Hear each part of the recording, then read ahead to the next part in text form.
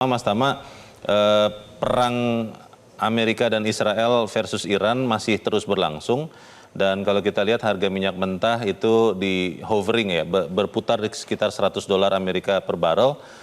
Yang disampaikan oleh Presiden, terutama dalam pertemuan terakhir, Mas Tama, pemerintah sudah bersiap.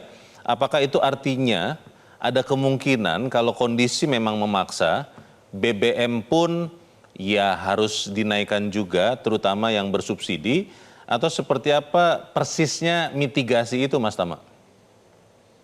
Ya, jadi pada dasarnya kan seperti yang sudah disampaikan juga ya dalam beberapa diskusi. Saat ini pemerintah menyiapkan beberapa penghematan lebih tepatnya, yang sebenarnya adalah realokasi gitu ya. Kalau kita tahu bersama, kita asumsi dalam APBN kan sekitar $70 per barrel ya untuk Iya. harga minyak gitu ya. Sedangkan saat ini kita tahu harga sangat fluktuatif banget gitu ya. Meskipun harga ini kan harga tahunan ya Mas ya, bukan Hmm. harga saat 150 terus kita akan sesuaikan nggak. Jadi harga tahunan Iya. yang akan nantinya akan berpengaruh terhadap besaran subsidi kita gitu ya. Hmm. Yang besaran subsidi tentunya akan ngaruh juga ke belanja kita, termasuk defisit kita. Nah ini yang saat ini lagi dilakukan antisipasi-antisipasi. Hmm. Tentunya ada beberapa hal yang diantisipasi, salah satunya adalah rencana pemberlakuan work from anywhere gitu ya, Iya, yang WFA ya. akan diberlakukan bisa jadi di hari Jumat gitu ya, ataupun nanti Iya. pemberlakuannya di hari-hari tertentu gitu ya, ataukah persentase dalam satu satu instansi seperti itu, berapa persen yang masuk. Sebenarnya Hmm. kita sudah berpengalaman saat kita COVID kemarin. Namun kan ini berbeda kondisi ya. Kalau dulu Iya. saat itu COVID itu adalah permasalahan kesehatan, ini permasalahan adalah kita untuk menghemat bahan Hmm. bakar. Meskipun Hmm. sebenarnya kalau kita lihat compare to negara-negara lain gitu ya, Hmm. sebenarnya kita kan ya ada ekonomis pun melihat kita juga, kita strong buffer gitu ya. Kita sebenarnya meskipun kita net importir untuk minyak, namun besarannya sebenarnya sekitar, kalau saya tidak salah, sekitar 60-70% ya kita impor ya. Kalau saya Iya. tidak salah, bandingkan Iya. dengan Vietnam ataupun Filipina. Mereka bisa Oke. 80% dan kita lebih lebih banyak pilihan impornya dari Nigeria, Hmm. dari Angola, dari negara Amerika dan lain-lain ya. Sedangkan kalau Iya. kayak Filipina, Vietnam itu kan dia mostly ngambil dari Singapura, dan Jadi, Singapura juga atau negara lainnya ke Timur Tengah gitu ya. Mas Tama, Jadi jadi kalau saya lihat ya, opsi kenaikan harga BBM itu tidak akan diambil pemerintah kalau misalnya harga minyak mentah bertahan di atas $100 misalnya, itu tidak akan dinaikkan, atau opsi itu mungkin ada juga? jadi opsi pertama yang dilakukan adalah tadi penghematan. Hmm. Message-nya clear banget bahwa yang ingin dijaga oleh pemerintah adalah daya beli masyarakat kita. Kita sadari seperti yang disampaikan oleh Pak Joshua tadi ya, bahwa Hmm. kita dari 2019 sampai saat ini kelas menengah kita tuh relatif turun. Ya. Kalau kita bicara yang lain, aspiring middle class, rentan, miskin, aspiring middle class ataupun rentan itu meningkat gitu ya. Miskin sebenarnya Baik. turun, itu kan hal yang bagus. Tapi emang sebenarnya kalau kita nanti opsi-opsi yang kita ambil tentunya tadi menjaga daya beli Hmm. masyarakat kita yang menengah, masyarakat rentan, masyarakat miskin maupun yang aspiring middle class. Baik. Seperti itu, Mas Leo. Baik. Pak Joshua, kita belum tahu kapan perang berakhir, dan kalaupun perang berakhir, banyak analis ekonom yang menilai pemulihan kondisi itu tidak dalam 1-2 bulan, bisa jadi 6 bulan atau bahkan 12 bulan katanya. Pertanyaannya adalah seberapa kuat ekonomi Indonesia, APBN lah kita katakan, menahan kenaikan harga minyak mentah itu?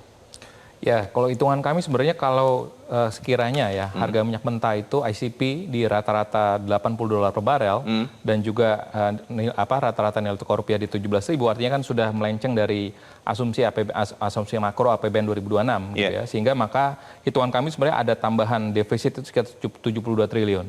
Dan tentunya ini akan ada tekanan juga kepada BI ya, di mana memang akan ada potensi juga untuk BI menaikkan suku bunganya ya. Karena tentunya yang tadi disampaikan juga mungkin ada oleh Mas Faisal bahwa pemerintah mungkin akan melakukan realokasi lagi kan di kuartal kedua dan kuartal 3 ini. Dan tanpa mengurangi ataupun tanpa mengambil porsi dari anggaran dari program prioritas. Tentunya ini akan kembali lagi akan membatasi juga kinerja pertumbuhan di sisa akhir tahun ini, sehingga dengan kata lain pun juga target pertumbuhan yang seperti disampaikan oleh Menteri Keuangan pun juga ya sampai dengan 6% itu sepertinya akan cukup berat ya dengan kondisi di mana tadi dampaknya dampak dari perang Timur Tengah ini akan mulai ke impact itu di kuartal 2 gitu ya. Sehingga kami melihat bahwa sekalipun memang majalah The Economist mengatakan bahwa kita lebih resilient, tapi kalau kita melihat bagaimana tadi juga Mas Tama juga menyampaikan mungkin opsi-opsi akan tetap diupayakan agar agar program prioritas itu juga tetap dipertahankan, namun ongkosnya adalah pertumbuhan ekonomi kita akan melambat dan itu memang tidak bisa kita pungkiri karena ini semacam tapi tentunya kalau kita melihat dalam kacamatanya credit rating agency, tentu ini akan menjadi rapor yang agak mengurangi juga ya karena kan kembali lagi artinya kalau pemerintah tidak menaikkan harga BBM tentunya ini akan menunjukkan bahwa sebenarnya akan ada belanja yang kurang produktif yakni subsidi energi gitu ya. Sehingga makanya itu pun juga akan mungkin menjadi pertimbangan dalam 12 bulan ke depan ini bahwa apakah credit rating agency seperti Moody's dan Fitch akan menurunkan rating kita itu ada probabilitasnya tetap ada gitu. Karena pemerintah memutuskan sekiranya untuk menjaga tadi daya beli masyarakat, pemerintah tidak menaikkan harga BBM, tapi tentunya ongkosnya tetap akan ada kepada pertumbuhan ekonomi. Tidak menaikkan harga BBM kan harapannya adalah daya beli masyarakat tetap baik. Pak Alphonse, setelah hari-hari besar itu berkumpul Pak di first quarter, strategi Asosiasi Pusat Perbelanjaan seperti apa Pak? Dan apa harapannya kepada pemerintah supaya 9 bulan sampai akhir 2026 itu ya belanja tetap ada Pak? Ya, sebetulnya memang ini low season yang cukup panjang. Triwulan 2, triwulan 3 itu akan menjadi low season. Sebetulnya kami menghindari jangan sampai menjadi panjang dan dalam begitu. Kalau panjang saja sudahlah ini mungkin tidak bisa dihindari begitu. Tapi kami berharap sebetulnya jangan sampai dalam begitu. Di dalam situasi ekonomi global yang tidak menentu ini, perang dan sebagainya, kami berharap sebetulnya perdagangan dalam negeri didorong untuk bisa menopang khususnya di retail begitu. Tetapi kami sedikit concern dengan program-program yang diwacanakan oleh pemerintah, pengetatan anggaran kembali, kemudian ada WFH, yang dimana menurut saya itu akan semakin membuat low season semakin dalam. Oh begitu ya? Jadi kemungkinannya bisa dalam ini gitu loh. Sebetulnya kami berharap cukup dengan panjang saja, jangan sampai dengan jadi panjang dan dalam begitu. Tetapi dengan program-program ini kami khawatir ini menjadi dalam begitu. Karena kan seperti kita lihat pengetatan anggaran pemerintah di akhir 2024 itu berdampak terhadap retail di Ramadan Idul Fitri 2025. Tahun lalu ya? Tahun lalu tumbuh tetapi tidak signifikan, tidak maksimal begitu. Jadi ini yang kami khawatirkan. Jadi sebetulnya kami di tengah situasi begini, situasi global yang tidak menentu, sebetulnya yang harus didorong adalah perdagangan dalam negeri. Kita ingat bersama, kita boleh dikatakan survive dari COVID dibanding negara-negara lain, karena kita perdagangan dalam negeri kita cukup kuat begitu. Saling mengkonsumsi dalam negeri. Betul, iya. Tetapi sekarang kan anggarannya dipotong, kemudian ditambah WFA, yang menurut saya ini justru akan berpotensi. Itu hanya 1 hari loh Pak, hanya 1 hari dari 5 hari kerja loh. Iya, setiap minggu kan jadinya. Berdampak juga ya? Ya pasti. Apalagi sektor mikro kan, usaha informal itu akan terdampak gitu kan. Mas Tama, boleh direspon Mas, ini kekhawatiran pengusaha nih terkait efek efisiensi itu Mas Tama. Iya, jadi efisiensi tadi yang dimaksudkan adalah melakukan realokasi ya sebenarnya. Bahwa realokasi itu digunakan agar kita mampu untuk menahan agar harga BBM tidak naik gitu ya Pak ya. Kita ini kan tadi ya kebijakan itu adalah ada trade off gitu loh. Kita ada tantangan yang harus kita selesaikan tentunya dengan pilihan-pilihan yang terbaik gitu ya. Untuk menyelesaikan permasalahan tersebut, untuk overcome masalah tersebut. Nah, ini kalau saya lihat Pak, sebenarnya ada 2 kemungkinan tadi ya. WFA itu sebenarnya kan dia tidak datang ke kantor artinya. Biasanya contoh kayak ada beberapa rekan-rekan saya, dia rumahnya di Bintaro gitu Pak ya, contohnya simpelnya. Dia perjalanan kan berapa ya, 30 km bahkan lebih. Itu kan konsumsi bahan bakarnya tinggi sekali.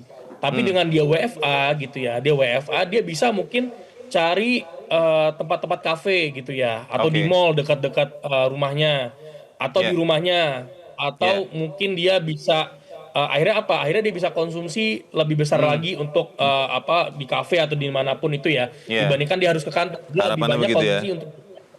Jadi kalau saya lihat sih mungkin ada beberapa kemungkinan ya. Toh juga sebenarnya WFA itu masyarakat kita kan senang liburan biasanya. Kadang-kadang juga ada nih WFA yang ternyata mereka sudah merencanakan untuk WFA-nya dari tempat lain gitu ya. Iya, Dari iya, sisi iya. BBM memang dia turun, tapi ya Baik. konsumsinya mungkin lebih ke arah tadi di area alokasikan uangnya ke Oke. tempat yang lain. Nah, meskipun saya pahami ada beberapa kemungkinan Pak Alfonso beberapa kemungkinan bahwa kita tahu ini untuk di kuartal 2, kuartal 3 tentunya akan sedikit menurunkan konsumsi karena mungkin bisa jadi sudah dikonsumsi di kuartal 1 ini saat momen lebaran, meskipun kami pahami akan ada beberapa hal-hal yang akan diantisipasi. Seperti itu mungkin Mas Leo, Pak Alfonso. Jelajahi cara baru mendapatkan informasi. Download Metro TV Extend sekarang.